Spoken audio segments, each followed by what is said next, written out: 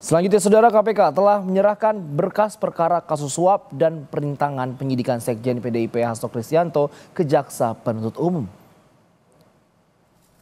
Juru bicara Komisi Pemberantasan Korupsi atau KPK, Tessa Mahardika bilang berkas perkara tersangka Hasto Kristianto sudah lengkap. KPK juga telah menyerahkan barang bukti dan tersangka kasus suap pergantian antar waktu caleg PDIP Hasto Kristianto ke Jaksa Penuntut Umum.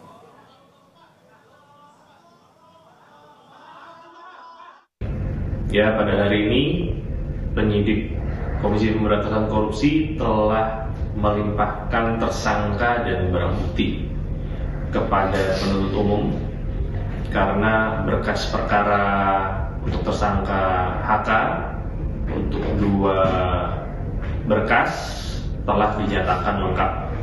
Ya, jadi sudah dilakukan pelimpahan ke Jaksa Penuntut Umum KPK hari ini.